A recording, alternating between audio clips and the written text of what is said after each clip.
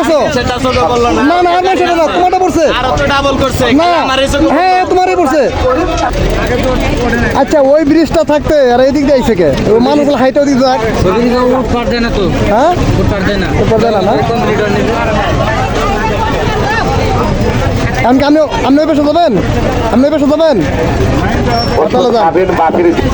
যায় লাভ কি ভাই? ওই সাইডে গেলে তো একই অবস্থা।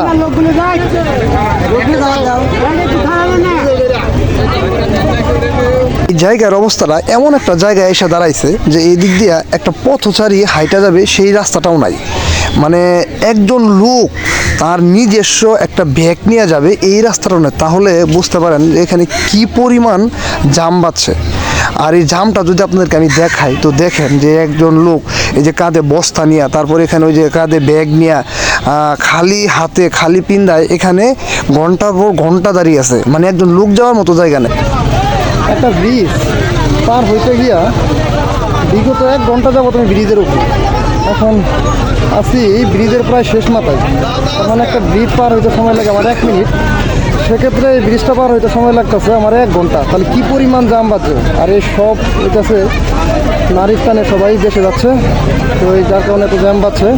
আর এখানে ডিসিপ্লিনের একটা বিরাট পরিমাণের অনিয়ম চলতেছে, কিছুই কর না। এই জায়গাটা ফাঁকা ছিল কারণ সবাই এদিকে যাচ্ছে। ভাই আপনারা যদি ডিসিপ্লিন না মেনটেন করেন এই জাম শেষ করতে পারবেন? এই যে একটা সাইড যদি ফাঁকা রাখেন তাহলে এই সাইডটা যাইতে পারবো।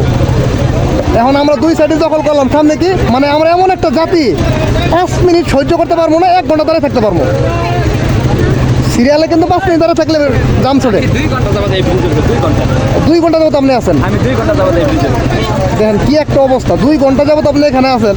তাহলে এখানে আমরা যদি সিরিয়াল মেনটেন করতে চলতাম তাহলে কিন্তু এত ঝামেলা হইতো না। আমরা সবাই তো আমরা যে পারাপারি করি এই যে কারাই দিয়ে যাবে মানে আগে এটা আগে যাইতে যাইতে হবে কি আরো পিছিয়ে যাইতেছে।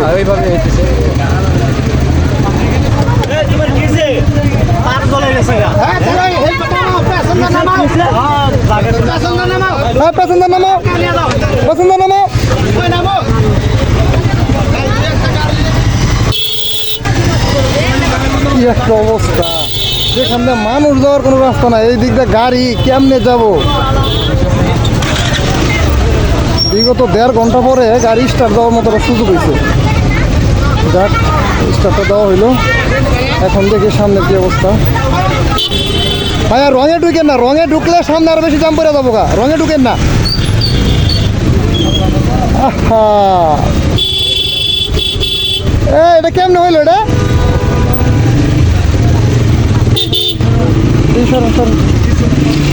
কি পরিমাণ জিলাপি লস হয়ে গেল। হ্যাঁ ভাইয়া সমস্যা কি তোমার? এদিকে এদিকে তাকাও, তোমার সমস্যা কি?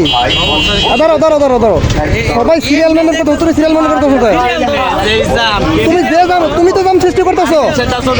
না না আমার সেটা না, তোমারটা পড়ছে না। হ্যাঁ তোমারই পড়ছে। আমরা যার যার জায়গা থেকে নিজেদের সংশোধন হই, আরেক জনের দিকে আঙুল না দেই, ঠিক আছে? হ্যাঁ আরো করছে, তোমার আমি ধরছি। আচ্ছা আপনাদের বয়স হইতেছে, বুঝা শোনার লোক, এই জামের মধ্যে ডাবল করেন কেন? সিরিয়ালে যান। মূলত এখানে জাম সৃষ্টি হওয়ার পিছনে কারণ হচ্ছে এখানে যে ব্রিজটা আপনারা দেখতে পাচ্ছেন সেই ব্রিজটা অনেক সরু। এই সরু ব্রিজটা দিয়ে একটা গাড়ি, বড় গাড়ি, একটা প্রাইভেট কার কিংবা একটা ট্রাক, পিক আপ, একটা গাড়ি খুব সুন্দরভাবে যাইতে পারে। তো যদি এখান দিয়ে 2টা গাড়ি কাটাকাটি করতে যায় তখনই জামের সৃষ্টি হচ্ছে। আর এখানে আরেকটা মূল কারণ হচ্ছে এখানে আমাদের ডিসিপ্লিন সিস্টেম নেই। ডিসিপ্লিনটা যদি আমরা মানতাম তাহলে এই জামটা পড়তো না। তো আপনাদের কাছে একটাই রিকোয়েস্ট, আপনারা যার যার সাইট নিয়ে যাবেন এই ঈদের সময় জাম সৃষ্টি করবেন না। তো এই জামের জন্য আপনার আমার সবারই ভোগান্তি হয়।